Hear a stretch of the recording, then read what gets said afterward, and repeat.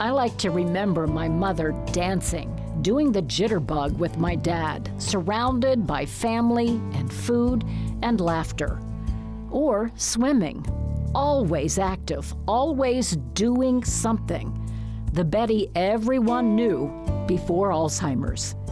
It's much harder to look back on the Betty after Alzheimer's. The slow decline, the confusion, the first time she forgot my name, when she could no longer walk or talk. The Betty Alzheimer's created, because the 6.5 million Americans living with it and the people who love them know that Alzheimer's changes everything. In her programs, as you know, she brings out these very relatable stories that everyone can relate to in some fashion. And her passion brings this out. And this allows people to better understand how it affects the whole person and all the caregivers. No one knows the pain of Alzheimer's like someone who has watched it claim the life of a loved one. My best friend Camille and her sister Pam lost their mother to early onset Alzheimer's more than a decade ago. She gives her all, and she knows what it's like to feel what everybody else is feeling when you go through Alzheimer's. So yes, I was glad that I was there to help her when she transitioned her mom from home and then into the nursing home. And we talked through a lot of feelings, a lot of emotions, a lot of guilt, everything that you go through. When my mom was diagnosed, I had someone who knew it and knew what I was going to expect.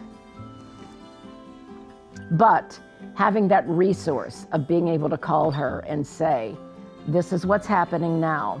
And she knew every stage, what I should expect and what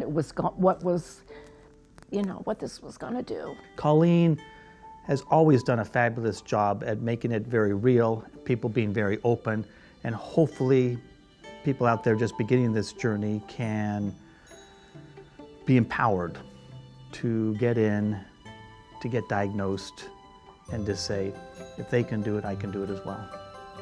Colleen uses her platform in a way that brings education to it, understanding to it, compassion to it, and her eloquent belief that she can make a positive difference for people by educating them and understanding what the resources are to deal with the issues around Alzheimer's is really just so laudable. I mean, I can't say enough about the champion she is for this devastating disease. Every year for the walk, we have a team of us that goes through, and it's my mother and her best friend, and it's in honor of their mothers. When I tell people at work what I'm doing, or a friend tells people what we're doing, and like, hey, Colleen's walking this weekend for the Alzheimer's walk. So many people have started to come out. It built a relationship with the former boss that I didn't know that she had gone through with her mother. And it's just, you start realizing how many different people it's affecting. I should be using my platform to do this.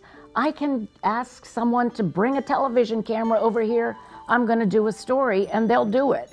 But I think every person has a platform of some kind. Everybody, it might be as simple as being the shoulder to cry on because your best friend is going through this. It might be as simple as then directing them to resources, helping them connect with someone who can help their family. Or it may be you're someone in a position who can make sure that your employees or your coworkers have access to information on important things like Alzheimer's. You know, you should be using whatever resources you have at your disposal to help other people. It's as simple as that. Can you help someone? Figure out a way to do that and then do it.